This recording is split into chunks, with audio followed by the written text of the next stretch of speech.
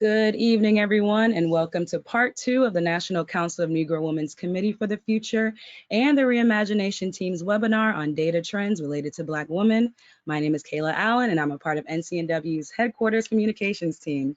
If you have any questions for our presenters or organizers, please type them in the question box area, and we will address them during our Q&A session. Or you could use the raise your hand feature and raise your hand, and we will find you. If you are noticing any technical glitches while using GoToWebinar, we advise that you sign out and sign back in because that seems to fix the issue recently. And lastly, this webinar is being recorded and we will be uploading it on our NCNW YouTube channel for you to revisit. Now, please welcome Ms. Deborah Foster, Chair of the Committee for the Future.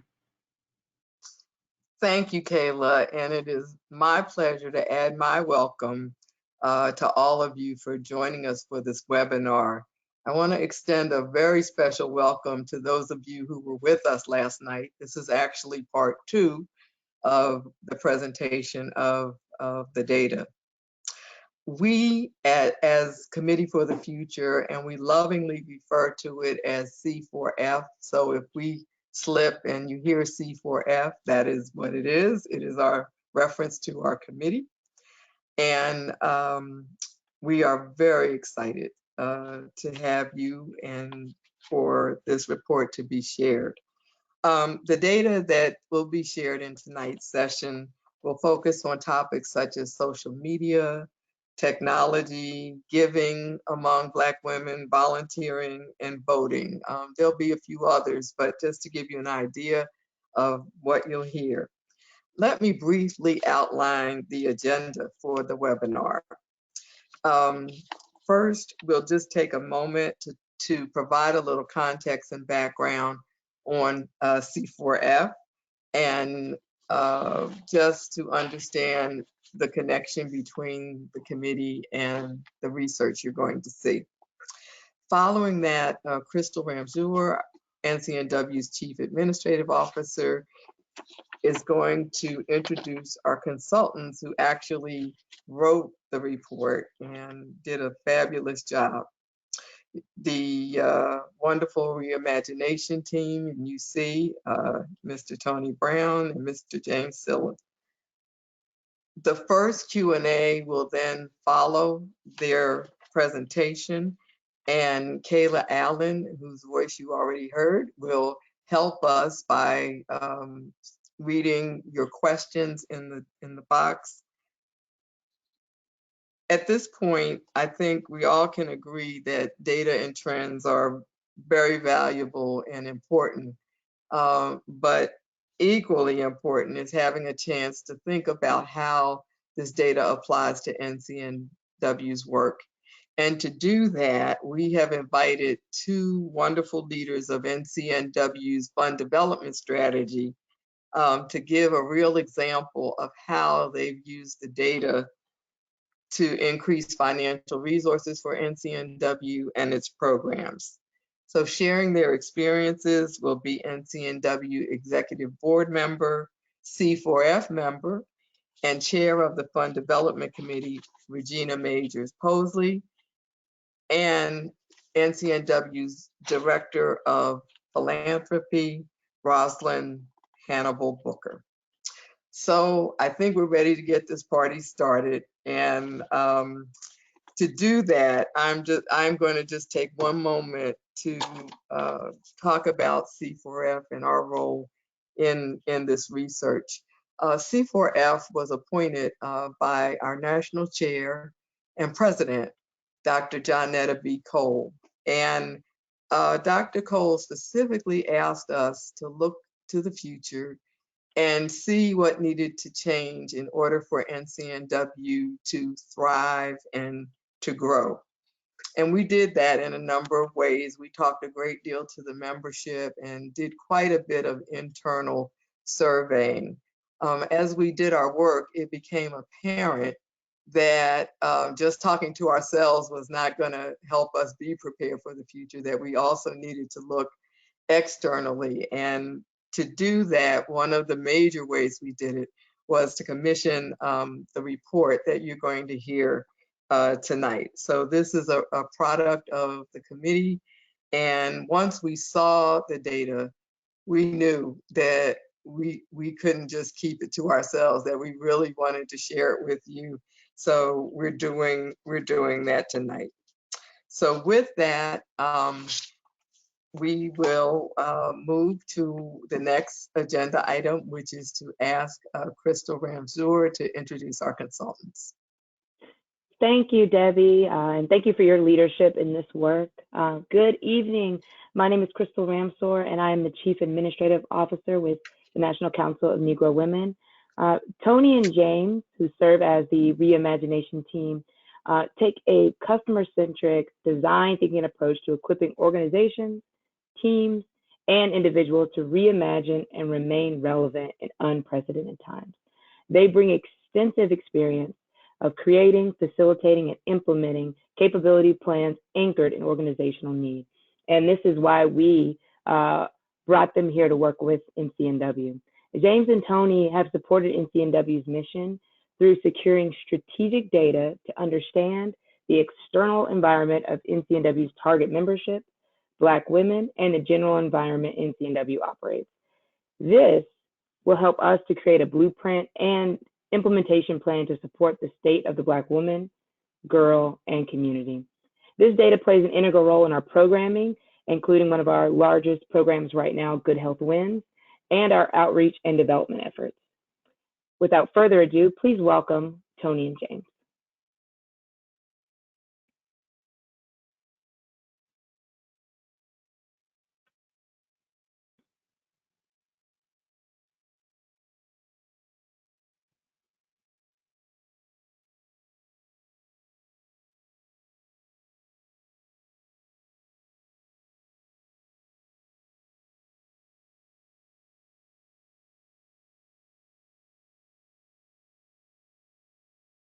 I believe your audio, Mr. James and Mr. Tony.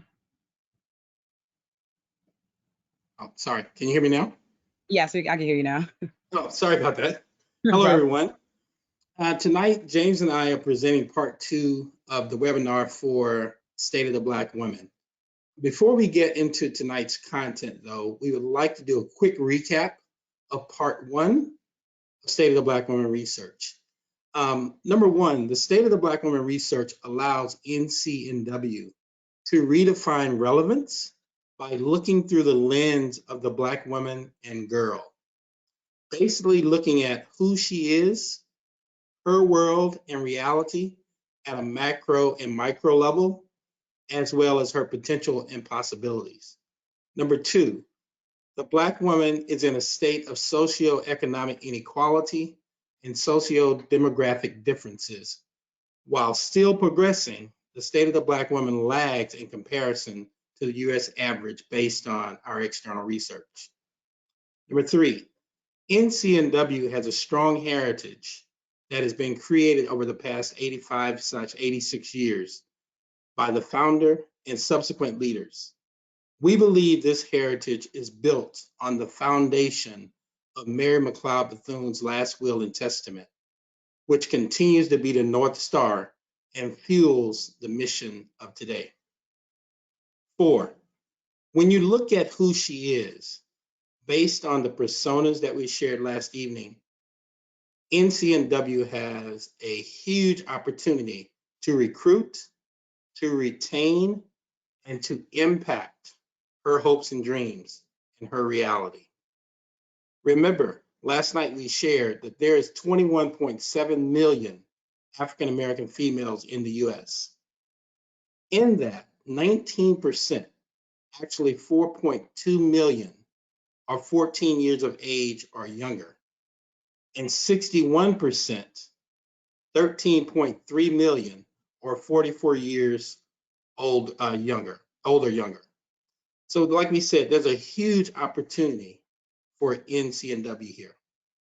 Number 5, healthcare disparities, mental health, homelessness, adultification bias, and incarceration are huge issues impacting our community. And finally, to wrap up what we talked about on last evening, the State of the Black Woman research highlights some focus areas for NCNW and provides clarity on why NCNW must embrace change to remain relevant. So with that, we'd like to move on to what we want to talk about this evening in part 2. James? As Deb was saying earlier, we really want to focus on the red areas here: her career and finances, her engagement and involvement, and her self-development. And as we think about her finances, we're going to look at things like education levels, graduation rates, household income, expenditures, occupations, and so forth, even poverty statuses. And then for her engagement and involvement, we'll focus on technology and social media, giving and volunteering, voting, and for her self-development, we'll look at her mindset and what does a future work looks like for her. James? So let's begin with her finances. And once again, you'll see that we're sharing recap slides. And you'll notice that on these recap slides, you may not see the actual source, but as we talked about last night, in the overall comprehensive deck of 175 slides, each one of them has a representative source on them, so be rest assured that it's there. So her finances, 5.1 million or 24% of Black women live below the poverty line. That's actually double the rate for Black women. And so you may be asking yourself, so what is the poverty line? So I had a chance to look at that, and it is actually described based on the number of people in a household. So for example, for one person that's in a household, the poverty guideline is $12,880. For two people in a household, the poverty line is $17,420. For three people in a household, the poverty line is $21,960. For four people in a household, it's $26,500. And for a household of five, it's actually $31,040. We just wanted to share that with you just to give you some context around the poverty line. But when you look at it, 33% of all Black girls under 14 years of age live below the poverty line. It's 1/3 below the poverty line. Then number 3 here, Black household median income lags nationally by $20,000. By $20,000, there's a lag. And when you look at number 4, the female household income lags across all ages. So when you look at under 25 years of age, Blacks range from 15 to 20,000 income versus 30 to 35 for whites. When you look at 25 to 44 years of age, Blacks range from 35 to 40,000 versus 60 to 75,000 for whites. 45 to 64, Blacks range 45 to 50 to 60 to 75 for whites. And then 65 plus, Blacks range 25 to 30K versus 40 to 45 for whites. So those are huge differences, if you will. Number 5, Black spending. It's over-indexed across a number of categories, including housing, transportation, apparel, services, education, and personal care. So when you think about that, based on the income that's made, some of these expenses outweigh what we're making. So number 3, when you look at number 6, 3.7 million or 24% of Black households received food stamps in the last 12 months. And when we looked up this data, that means there's about 15 million Black households in the US, and 3.7 million of those received food stamps in the last 12 months. And as we talked about before, I think this is 2018 data. So that would have been across 2017, 2018, if you will. And on average, 838,000 or 8% Black females were unemployed, double the rate for non-Blacks. And so when you can see the breakdown here from 16 to 24, Black females 16% versus 9 for whites. From age 25 to 54, it's Black females 7% versus 4% for whites. 55 to 64 age, Black females 4% versus 3% for whites. And at 65 plus, Black females are 5% versus 3%, if you will. And then Black females in unmarried opposite sex relationships are disproportionately less educated, have less income, and are more likely to rent than own a home. So that's Black females that are in unmarried opposite sex relationships. So some huge numbers there when we started to look at the research. James? When you look at her career, we're talking about education levels here. So when you think about no high school, that's 13% of Blacks and 6% whites with no high school education. With high school education, Blacks are 30% versus 27% white. Bachelor's degree or some degree and associate's degree, Blacks are 31% versus 28% for whites. From a bachelor's perspective, Blacks at 16% versus 25% whites. In advanced degrees, we have Blacks at 11% versus whites at 15%.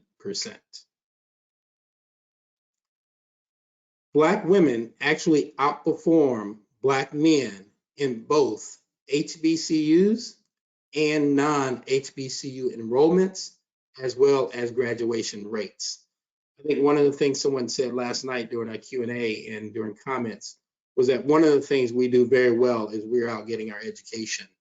And so you can see that very well. It's taking place in the numbers that we're sharing. And hopefully those numbers will continue to trend upwardly. I will tell you, based on the numbers we looked at, the numbers are pretty slight between the Black male and Black female, but they are higher. So I just wanted to make sure that we weren't misrepresenting the numbers here. Black men are doing very well as well. And number 3, the 2020 Equal Pay Day for Black women is August 13th. This means that for each $1 that's earned by a white man in 2019, the Black woman only earned 62 cents.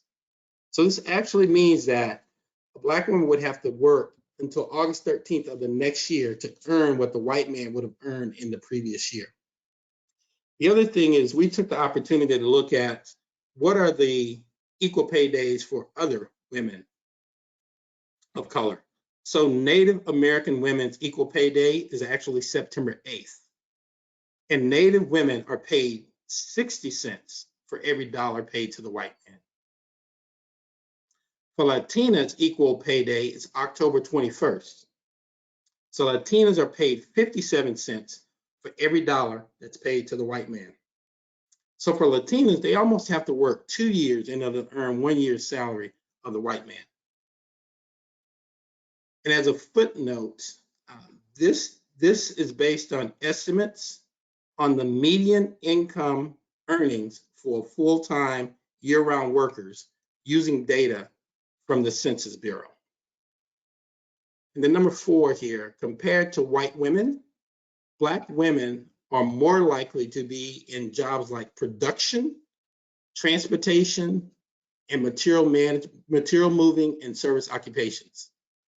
We are less likely, our Black females are less likely than white females to be in jobs like management, business, science, and arts. James?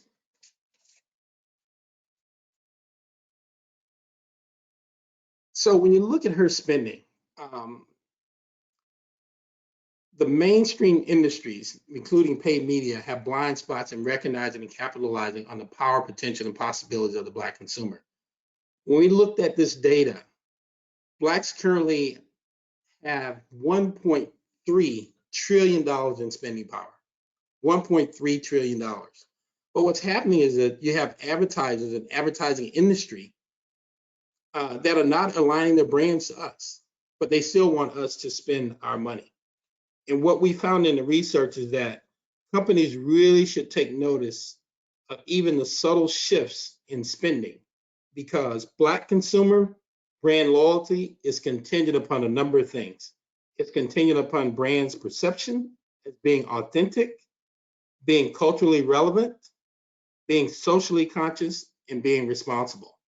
And one of the things this highlighted for us, and we shared this data with Crystal as well as Committee for the Future, is think about this huge opportunity that we have as Black-owned businesses in order to really step up and respond to the spending power of our people. And that's still, that huge opportunity still exists. And so there's encouragement for us to continue creating businesses and catering to our people as well. The next bullet here, the big 4 expenditure items for Blacks include the following: housing, where we're actually spending about 30%. Transportation, where we're spending about 18%. Food is on par with transportation at 18%. Insurance around 10%. Then healthcare comes in at about 5%. So these are our really major expenses when it comes to comparing to our income. The next bullet here, Black consumers dominate the ethnic hair and beauty aids category, currently spending nearly 86% of the total $63.5 million that's spent overall. And this is followed by women's fragrances, feminine hygiene, men's toiletries, personal soap, and bath needs. Needless to say, when we saw this data, we were surprised at that number, 86% of 63.5 million. And then finally, on this particular slide around her spending, Black consumer spending, influence, and giving is projected to increase given the outlook on our purchasing power. And our consumption habits are led by more of a savvy, kind of open and younger consumer, if you will. James?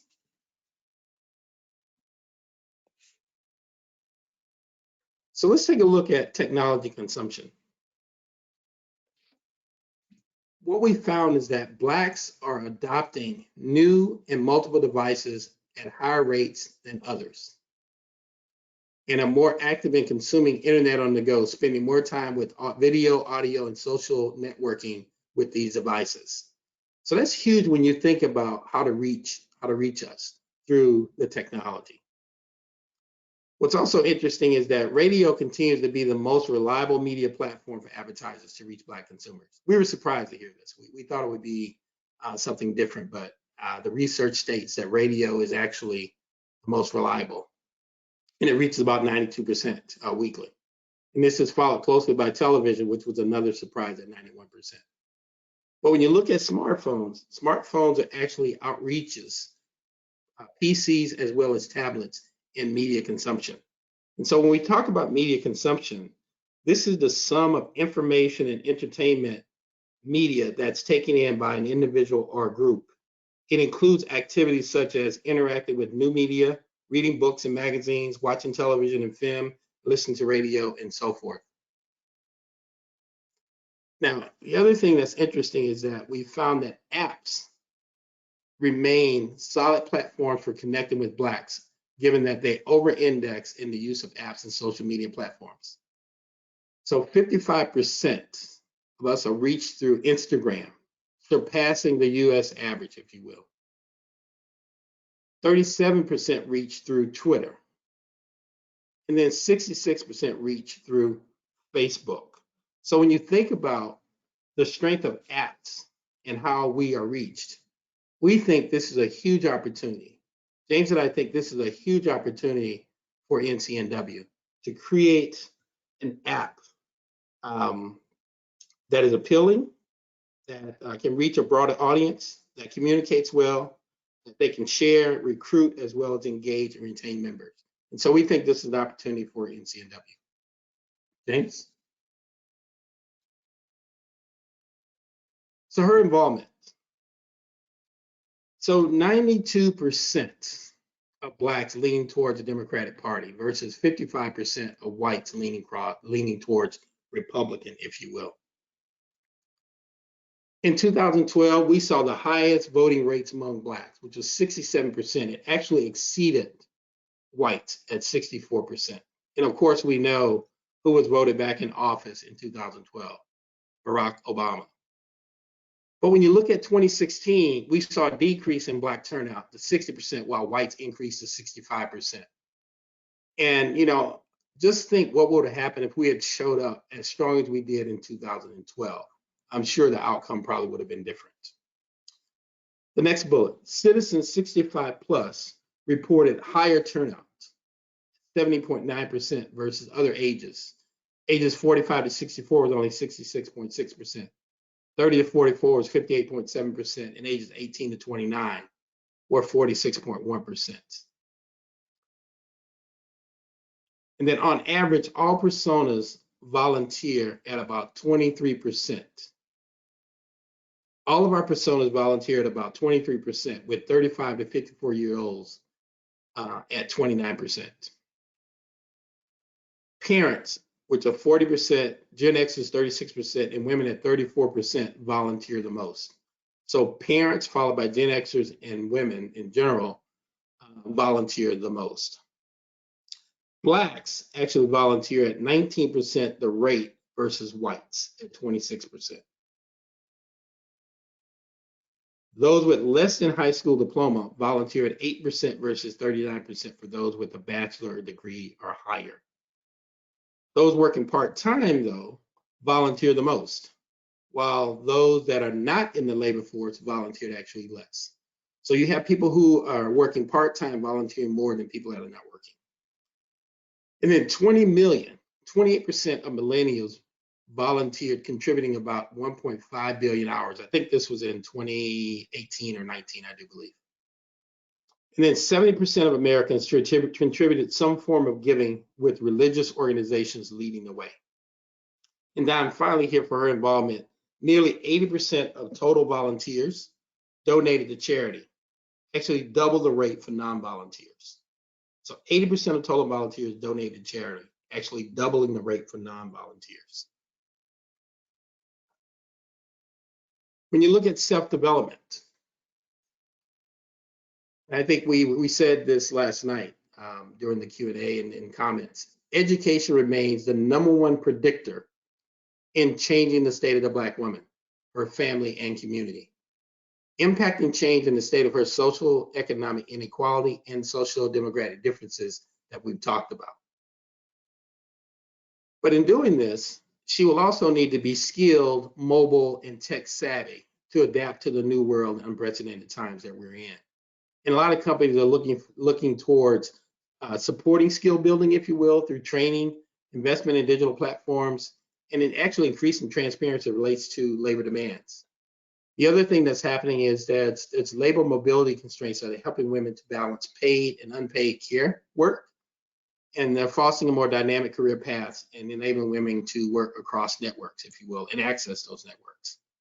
And finally, there's an increase in women's representation and access to technology through the creation of pathways for women in STEM and STEAM. Now, this reskilling will also need some hard skills. You need to build some hard skills that are technical and functional in nature, as well as interpersonal skills like adaptability, complex problem solving, critical thinking, creativity, collaboration, emotional intelligence, and so forth. And in all of this, one of the things that's going to be most relevant is to remain resilient and focus on building that resilience. And part of that resilience comes with the mindset. So there definitely needs to be a growth mindset versus a fixed mindset. When you think about a growth mindset, this involves the belief that one's talents, skills, and abilities can grow over time. With a growth mindset, you also see yourself as being able to change, to grow, and develop. A number of mindset experts have stated that cultivating a growth mindset could be the single most important thing you ever do to help you achieve success. James?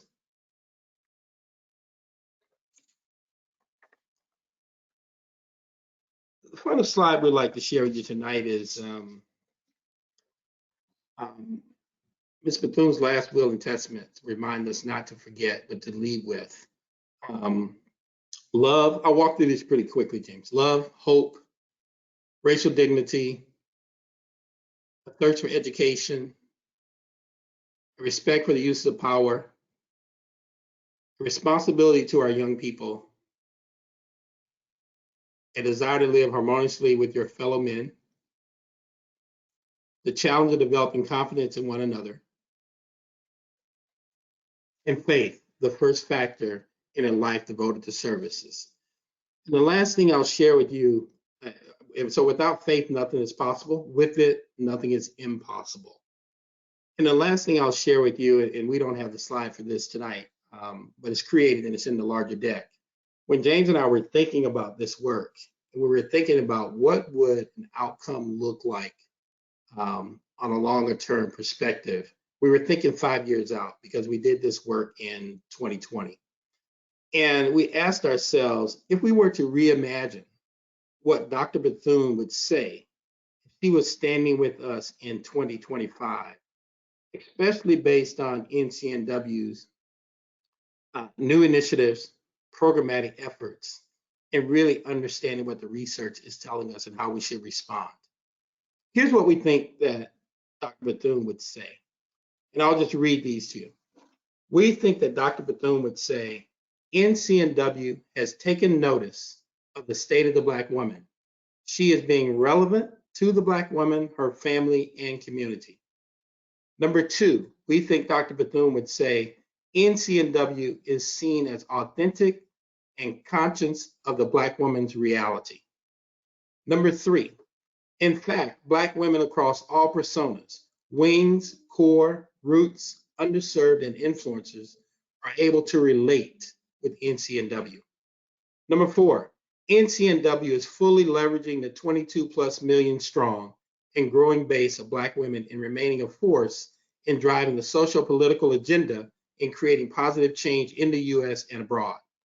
Number five, moreover, NCNW as an organization has remained focused and organized around the mission grounded in its strong heritage. Number six, as a convener, NCNW is focused on leading the agenda with its affiliates, and together they're at the table on conversations impacting the mission and are proactively taking charge from the grassroots to policy level. Number seven, NCNW is mindful of blind spots in recognizing and capitalizing on the power, potential, and possibilities of the Black woman. Number eight, NCNW's impact nationally and globally has enabled her to drive partnerships and raise revenues to further her mission. Number nine, by standing in the shoes of the Black woman and leveraging technology, NCNW is able to reach the Black woman where she is. And finally, number 10, NCNW is effectively recruiting and retaining members, and together they are representing the mission today and will do so for many years to come. Thank you for your time.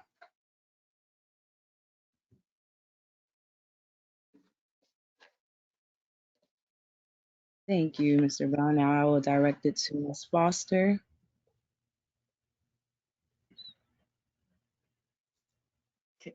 Thank you so much, Tony and James. I've seen this data several times, and every time there's something about it that really strikes me and gets me thinking. And that's really why we're having this webinar tonight, is really to stimulate our thinking. And the word that sticks with me is relevance, which you really helped us hone in on during your work with us. So we are so appreciative, and this is a great time for our participants to ask any questions. So you can put them in the chat box, and we offer the opportunity to ask our experts here any question you might have at this point.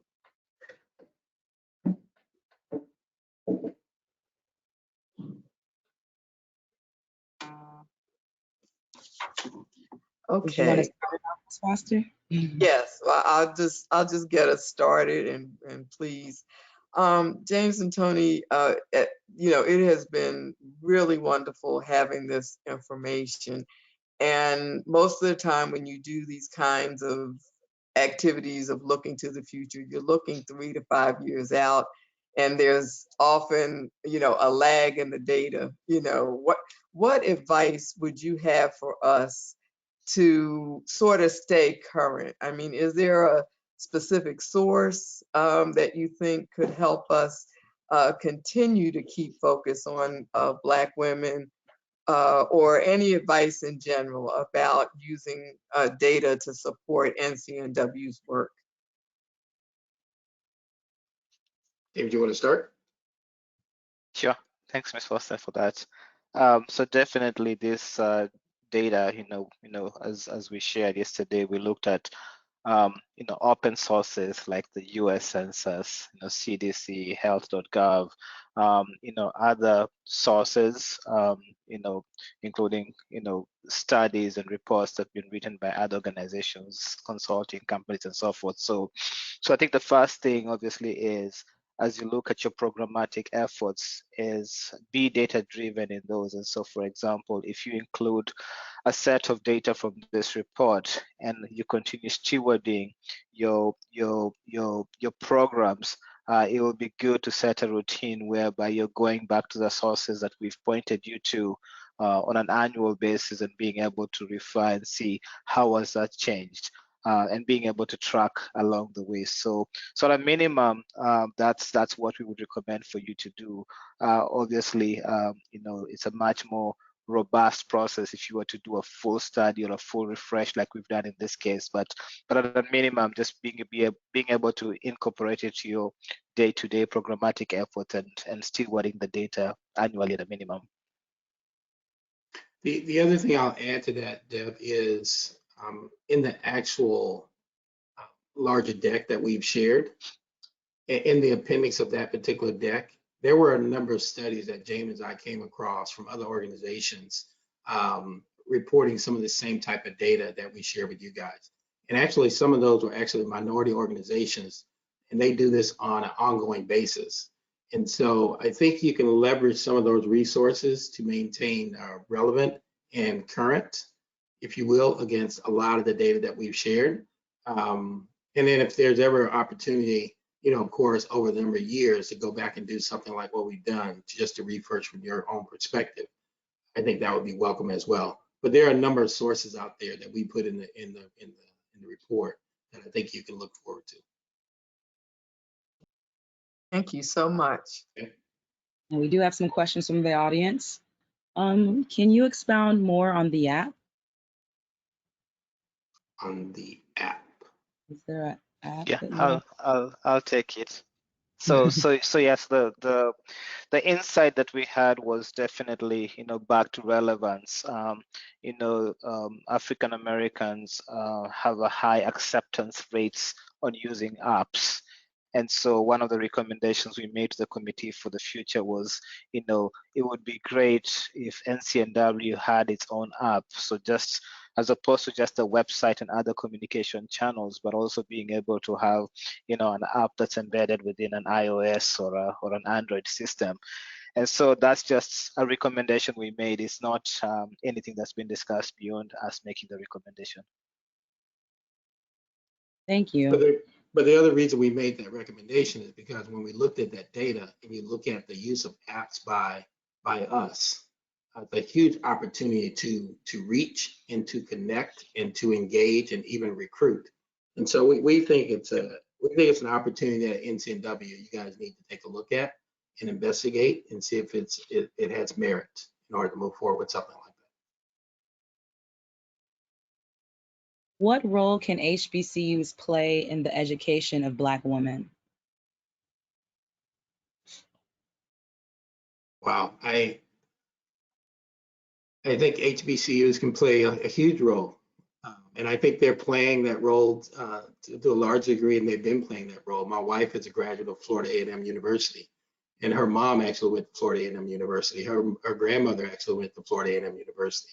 And so you look at the heritage of some of these organizations, they have been playing a huge role. They will continue to play a huge role. I think the push that I have for you guys at NCNW is, how do you even connect even more so with these HBCUs and push them in a direction based on what your programmatic efforts are and what you're trying to accomplish based on your mission. I think that connectivity is probably the best thing that you can do. And I understand you guys have collegiate sections and so forth. But I think for me and for us, it's about how do you continue strengthening those, how you continue growing those, and how do you continue leveraging those as it relates to the HBCUs. I'll give you an example, and I've said this a number of times with the Community for the Future, as well as Committee for the Future, as well as Crystal and others that James and I have talked to there at NCNW. When I look at Dr. Bethune's university down in Daytona Beach, it should be leading edge. It should be leading the way of everything that we're talking about. And so whenever we want to have we used to call them skunk groups in the business world, but anything that we're trying to accomplish and we want to test, that should be a testing ground without fail. And then you also think about Howard University. It's right there in the back door of NCNW. Should be another testing ground for whatever it is that you're trying to accomplish. And so I think the HBCUs can play a huge role, but I think you also have a role in order to play, in order to help guide and usher them along with what it is that you're trying to accomplish. Yeah, just to add just something, just pretty quick. I was just going to add a quick comment on that. You think about how the marketing world works, and they're very good at building strategic partnerships and associations.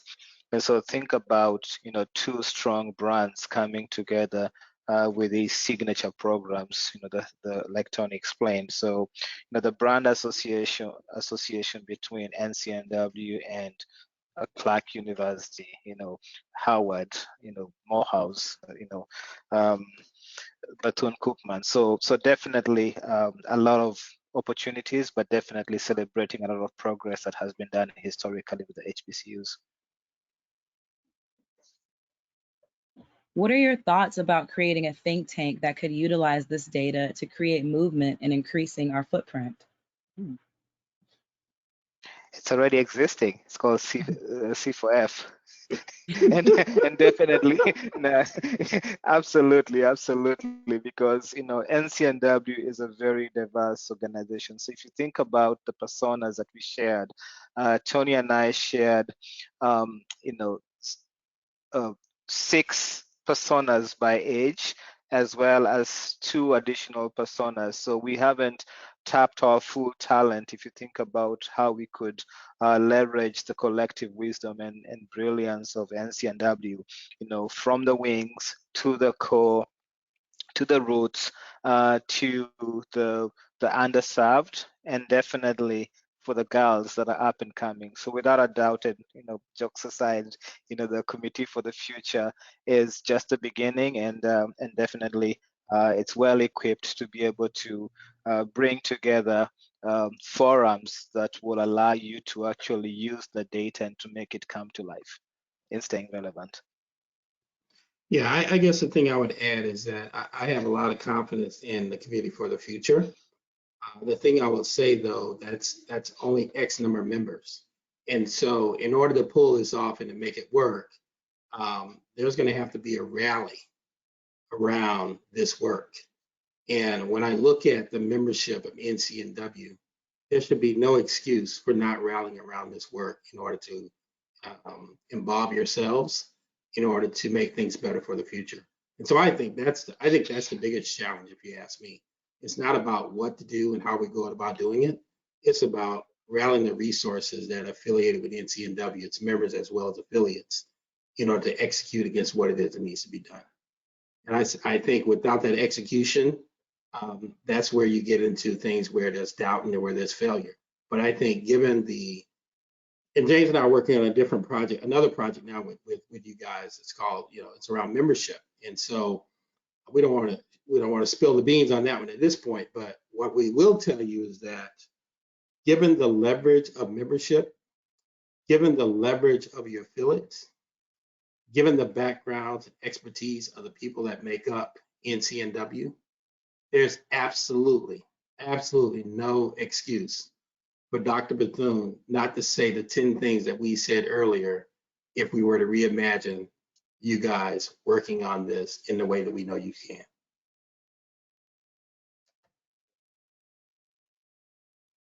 Is there any data on, well, they're saying people of color are disproportionately affected by environmental health and climate crisis. Is there any data on this? This could be a great STEM initiative. This was a comment. We didn't get into that data, but we think it's something you probably should look into. It's becoming more and more of a hot issue for sure. Now the relevance of it, we just don't know because we didn't look at data as relates to that. And Ms. Foster, this last question from the audience may be for you. Could Bennett College and Spelman College have a program with NCNW designed to reach junior high school girls for future enrollment? Well, I think certainly both James and Tony have given us, a wonderful idea on how to strengthen those relationships. I know that NCNW has worked in different ways with middle school girls. And again, those kinds of ideas, I think, are exactly what we need to hear. And Ms. Mathis, I see you. Would you like to add something in response to this question? Well, good evening, everyone, first of all, and I want to give my sincere appreciation and gratitude to the entire C4F endeavor and the marvelous way in which it's been carried out, and thank Crystal and you, Deb, for your leadership, and of course, Dr. Cole for her vision. I had a couple of questions. One is, seemed to be a sort of a disconnect between associate degrees and bachelor's degrees.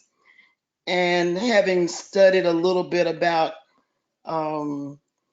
for-profit institutions versus not-for-profit institutions, I wonder if you have any insights about whether we ought to be paying more attention to the choices people make when they go to get an education. Are they choosing appropriate institutions? That's one question. And the other comment was that our HBCU tour, we took 2,300 students, 8 HBCUs. I guess it's been about 4 years ago now. We stopped doing that primarily because of the pandemic. But it was a wonderful experience to take high school juniors and seniors to see HBCUs, but also to meet Dr. Frederick, the president of Howard. And it was reported that about half those kids who went on that tour, 11th and 12th graders, ended up going to some college, whether it was one of the ones they visited or not. So I think that you're right on point in telling us that we need to build those relationships even more solidly with the HBCUs, because certainly they are welcoming, and there's a lot that we can do for each other. Absolutely. Thank you for the comments and for the question. I'll take a stab at the first question, and Tony can add to it. One of the things that Tony and I do is, we serve as reimagination coaches to individuals from a career perspective, and of course we consult with organizations from a talent and leadership development perspective. And one thing we realize, time and time again, is many individuals, including folks like ourselves that are well into their careers, get into careers and actually stay in careers without asking the very important questions like, to what end are those careers? How do those careers align with where they find meaning, where their strengths are? The same tools that we use in for-profit organizations are definitely not fully optimized in our career institutions, or something breaks between kids going into college or coming out of college and into the workforce. So definitely, without a doubt, as part of your efforts, and we know that you have a very organized way of focusing on education, whether it's STEM or not, definitely there is an opportunity to get underneath the associate bachelor's question, and definitely the career choices, and seeing opportunities to reimagine and to partner with the schooling system, beginning with the HBCUs. So just my quick thoughts on that. Tony, anything to add? Yeah, I have quite a passion for this kind of thing, and so I have my own personal thoughts about it, and so that's what I'll share. For example, I was the first person to attend college on my mom's side of the family. And I didn't attend college because I was encouraged by my mom's side of the family. I attended college because I was encouraged by a counselor at my high school that had a relationship with a junior college. And she put me in contact with the administrator. I met with the administrator and they offered me a scholarship, and therefore I was off and going. So I tell you that story because I think what's important, I think there's a question before the question that Ms. Mathis asked. The question is not about, in my opinion, am I going to the right college or not? The question is about how am I thinking about my career? And how am I thinking about my life? And I think that starts at home. And I think given NCNW, your mission and to some degree your responsibility, it's about how do you better connect with your personas, especially when you think about females at a single household. How do you help them to coach, counsel, and mentor the kids? And what kind of programs are they in as they're growing up? And how do you begin to get their heads steered in the right direction as it relates to what a career may look like for them? If you ask me, there's definitely nothing wrong with being an aircraft mechanic. There's nothing wrong with being an auto mechanic. It's just about what is your passion and then how are you steered towards that passion that you're something that you want to accomplish. And you know, I'm not a proponent that all of us have to go and get a PhD or a master's or a bachelor's degree, but I am a proponent of that we need to really kind of understand what the passion of our kids really is and how do we support that in order for them to provide a better life for themselves. So that would be my quick and dirty response.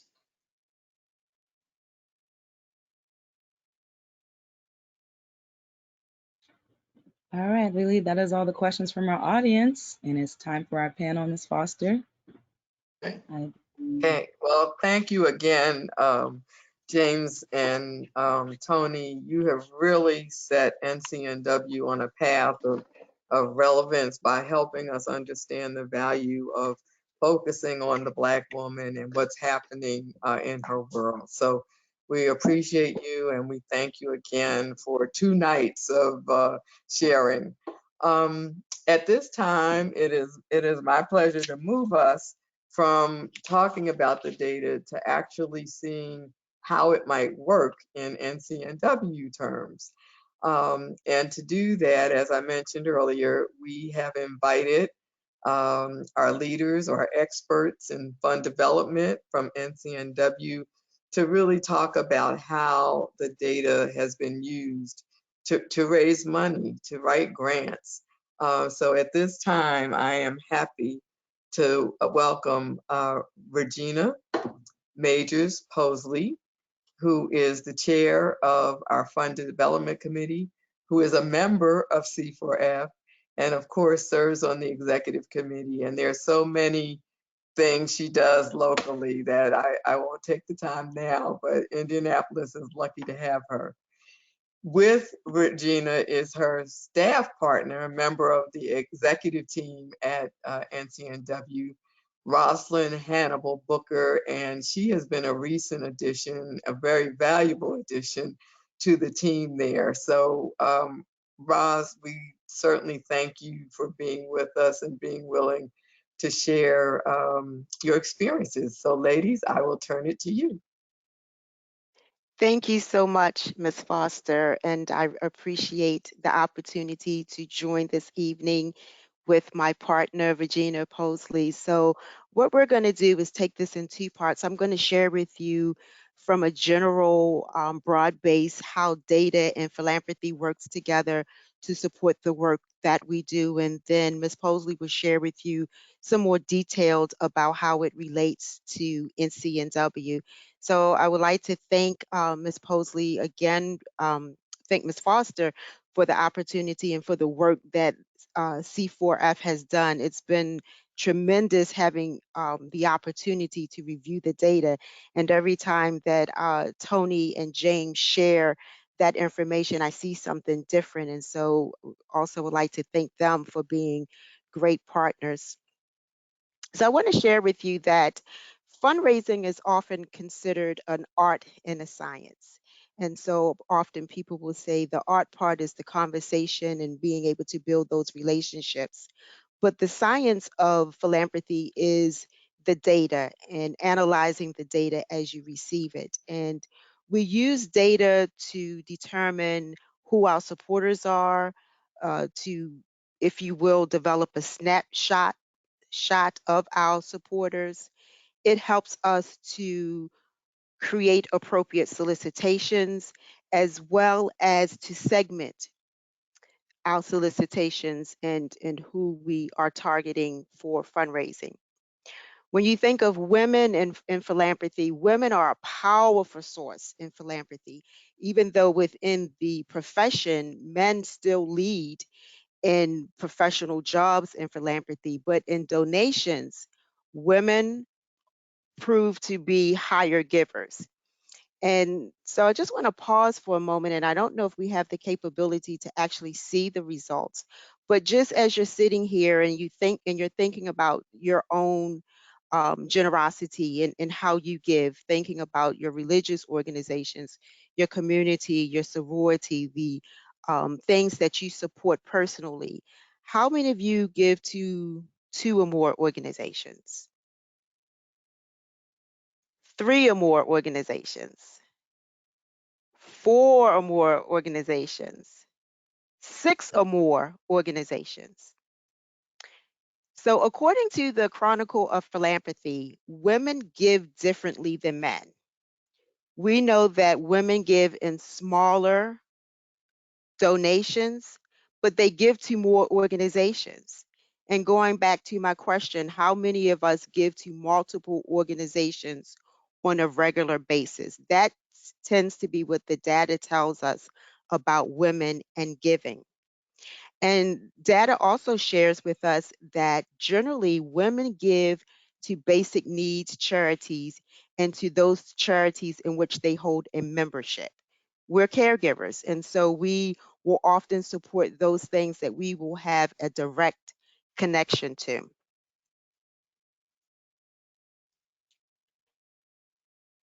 One of the ways that data is important for us, and especially at NCNW, is that not only are we using the data that James and Tony have shared with us, but the data on our own donors is really important to help us leverage getting additional resources, right? We know that corporations and foundations that give us the opportunity to submit for grants will often ask us, how many of your donors give? What's the percentage of giving from your donors? And generally, one question that you will always see on a grant application is, how many of your board members give and to what degree? And the reason for this is corporations and foundations don't want to be the sole source of revenue for a program. They want to invest into a program that has foundation, and also it proves that the membership supports the program. And of course, corporations and foundations want to support winning activities. So the data that we're able to collect on our donors helps us leverage additional donations from corporations, foundations, and as we are moving into the federal realm with support from the CDC, that information also will be helpful to us in applying for additional federal funds. So we're taking notice of the data that we've received from Reimagination, and we are ensuring that we're being transparent with our donation information. We have our 990 posted publicly so that it can be seen. As I talked about, we are leveraging our resources to capitalize on partnerships and additional funding sources that will allow us to diversify our funding. So not only are we receiving donations from federal sources, corporations and foundations, but we're also increasing and focusing on individual donors, in particular young donors. And what the data shows us is that young people will often start to give early at a smaller amount, but they will retain giving, and the retention rate for young donors are higher. So reaching that younger donor through what the team shared with us earlier for apps and different opportunities to use social media for giving and text to give applications will allow us to reach a younger segment of donors, but donors that we will be able to grow along the way, that we will retain, that will help us maintain our mission. And so with that, I'm going to pass it over to Ms. Posley, who's going to talk in more detail about the work that her committee and the staff members of NCNW are doing to grow resources. Regina, you're on mute. Thank you so much, Ms. Roslyn. I greatly appreciate that, all that you do. And I'm just thankful for our consultants, Mr. Silas and Tony. We appreciate all the work that you've provided us as well, the data, and just the committee as a whole. So we have a fund development committee, and on that committee is Courtney Lattimore, Donna Michelle Fields, Brenda Anderson, and Canova Jackson, and myself. And so we're grateful to be a part of even this webinar on tonight. And so we look at ways of how to secure our future. And we know that the mission of NCNW is to lead, empower, and advocate for African women and their families and their communities. In order for us to do that, we look at even the African proverbs that says, where a woman rules, streams uphill. And what does that mean? It really means that we are game changers. We're the ones that are making the changes in communities we're the ones that are giving more. We give more. Data proves that we give more than our male partners give. Yet we make less than our white males make. So it's noted at 63 cents on the dollar. If you average that, it's over $1 million that we make less than a white male. But we have to fulfill our mission in order to continue and look for the future. So how do we do that in securing the future?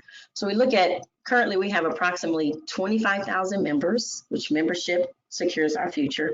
And when I say 25,000 members, I'm looking at total, the legacy, the life, our collegiate, our associates. So we have 25,000 members.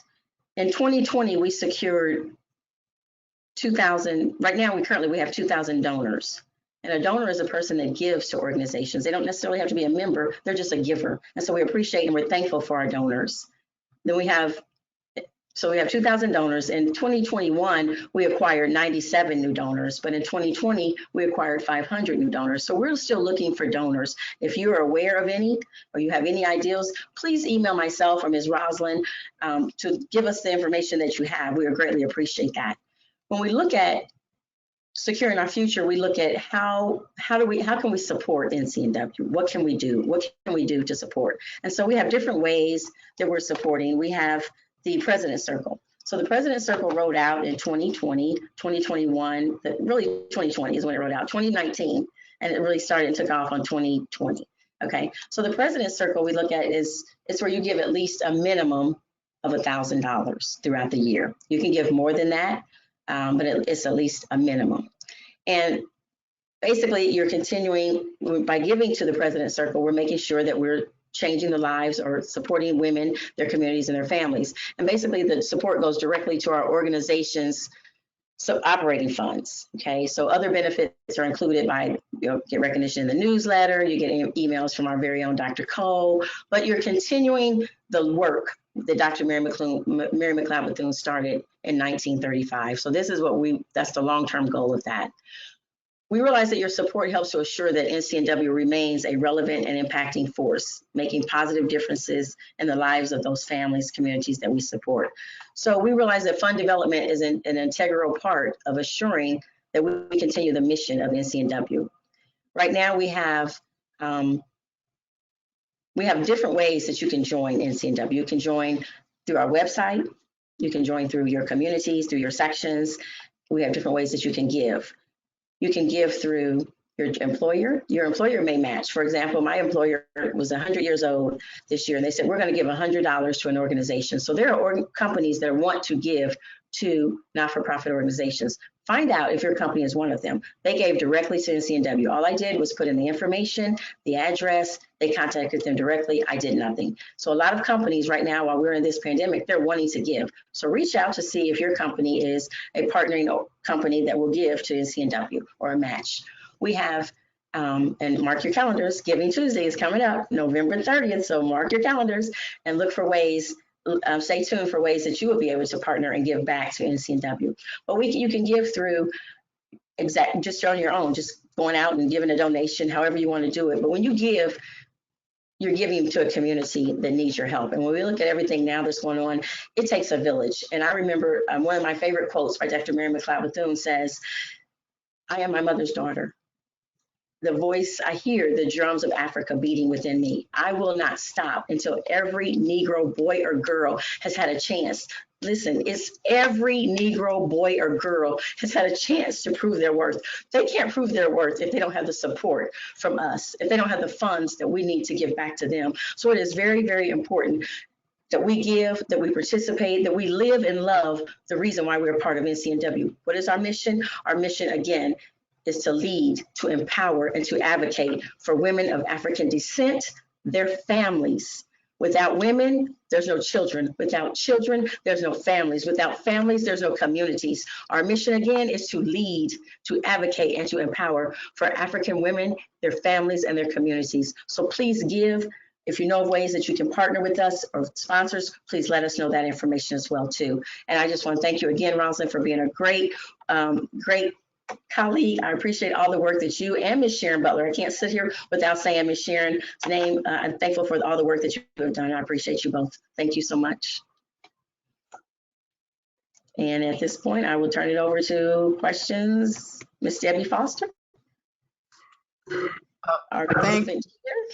Thank you so much, Regina. You bring your passion and energy to everything you do, and it's always a pleasure to see that and for you to remind us why we do this work.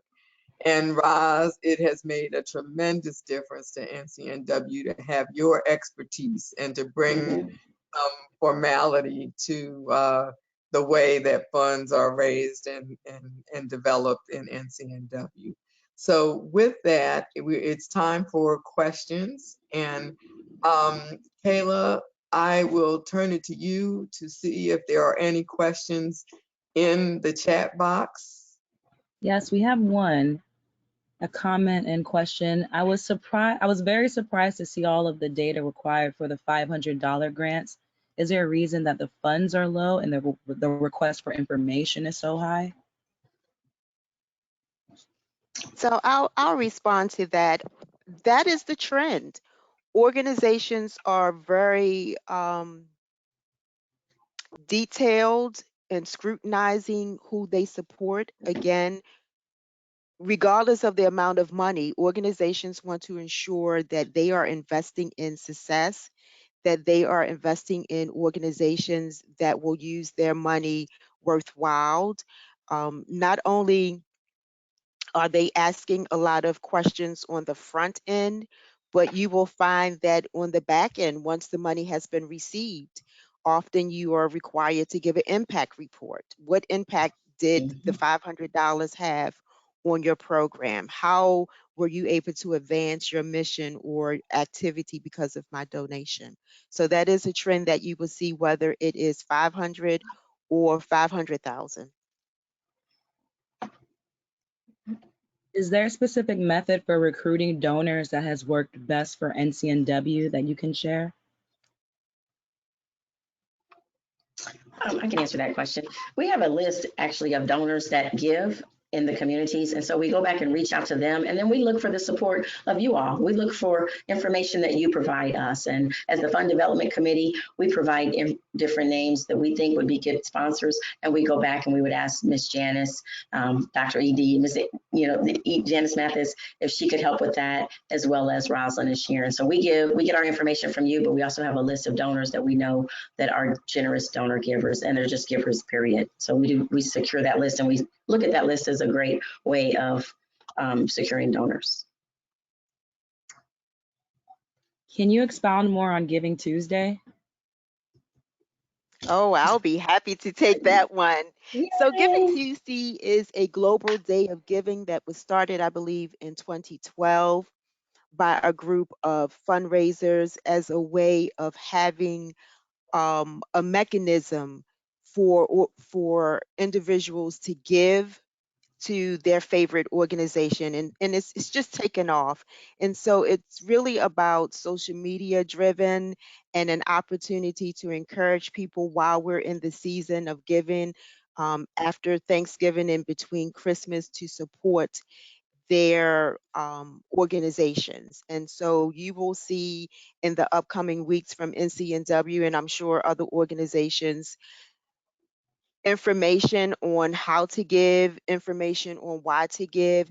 And it is a great opportunity as you're considering your year-end gifts and how giving may benefit you. Certainly, Regina always talks about giving and the passion for giving because of the support that we want to provide to NCNW. But I also will remind you that another benefit of giving is potential tax benefits. And so as individuals are thinking about their year-end gift, the amounts that they will need that will be helpful for them once they file their taxes, Giving Tuesday provides a really great opportunity to do that. And it's easy. You just give online, and there are other resources to give via social media. Is the President's Circle a yearly donation, and what is the amount? I will answer that question. Thank you so much. Yes, the President's Circle is a yearly donation, and we're looking for those that are retaining their donation. So the minimum is $1,000, and you can break that up in payments monthly. They will come out. You can set it up online, and you can tell if you want it to reoccur on a certain day of the month, or if you, however you want to do that, you can work that out. It's whatever you want to do, but it's 1,000, a minimum of 1,000 a year. And we would like for it to continue. And we're looking at different ways to recognize those members of the President's Circle, those that are in the chartering President's Circle, and those that are continuing their gift of the President's Circle. And how will we recognize them and thank them? And what ways would that be? You know, we're looking at maybe such like, hopefully we'll be able to meet in convention in 2022, hopefully, prayerfully, right? And so maybe we would look at something like a President's Circle luncheon. Not saying this is going to happen, but it would just be a President's Circle luncheon. You could not even buy a ticket to that luncheon. You would have to be a participant from the President's Circle. So it's just different ways that we're looking. We sent out pins to all the chartering President Circles. They received a pin in the mail, a lapel pin. If you have not received that, please contact me or Ms. Rosalind. But every President Circle charter member should have received that pin. And that was just our way of saying, thank you. Thank you for investing in NCNW. Thank you for going above and beyond. And just wanted to let you know that we appreciate you. So again, it's a yearly donation. We like for it to continue, but we also realize that we're in a pandemic. We realize that things are changing. And if for some reason you're not able to make that payment, you know, we're not a 1-800 company. We're not going to call you and say your bill is due. You need to make that payment. It's not going to be like that. You just let the office know the payment's coming. It's coming.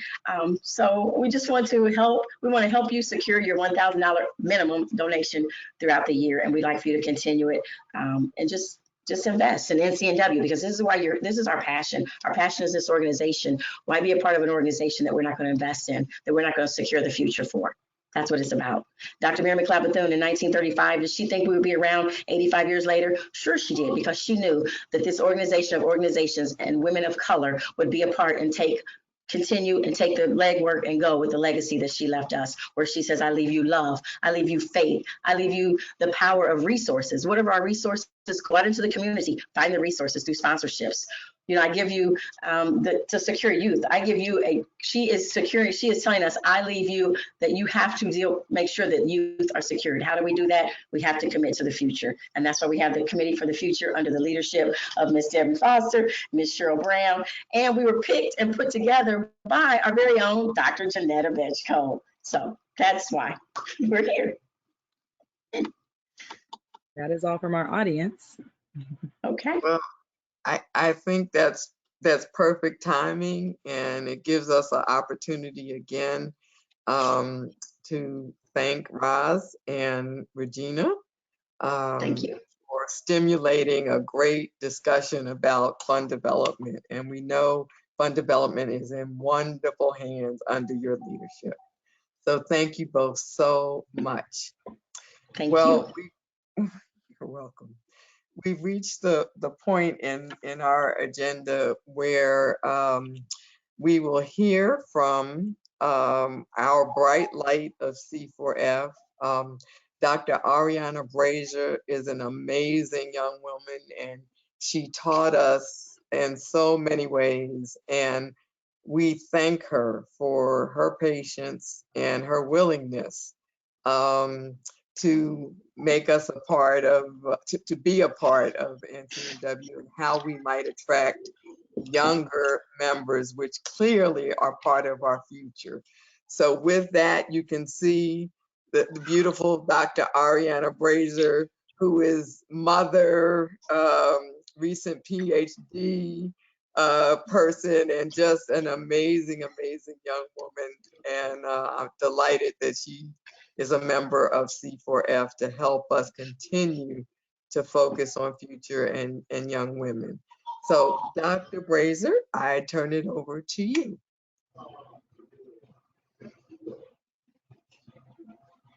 Thank you, Miss Debbie, and thank you, Miss Regina, as well, for your beautiful comments about the purpose of the Committee for the Future.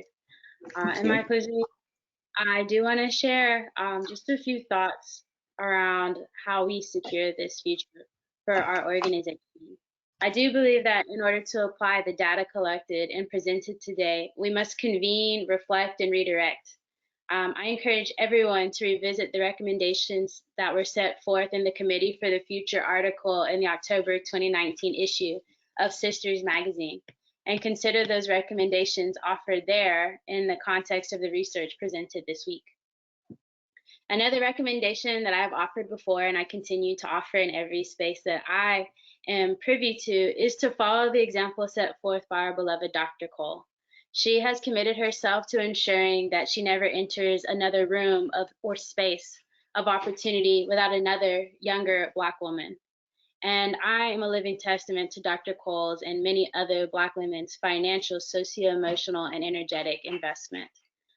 My son, who I'm holding right now, is a testament to that investment, as he is already a snapshot of our future, and the future we are trying to secure for every Black child, boy, girl, and agendered and non-binary child that will grace this earth. Essentially, the recommendations have been provided, and the potential of both our organization and our constituencies is alive and active.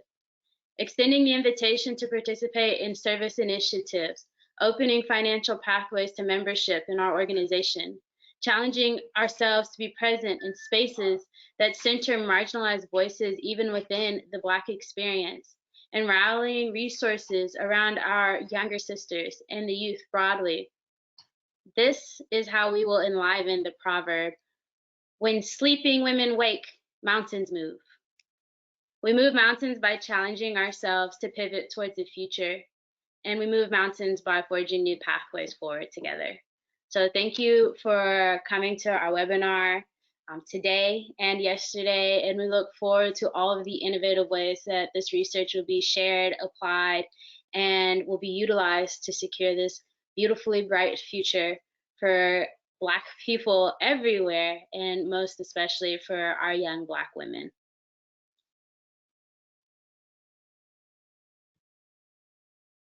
Thank you, Dr. Brazier, and thank you all for joining tonight. Once again, this webinar will be posted on our NCNW YouTube channel. Thank you and have a great evening.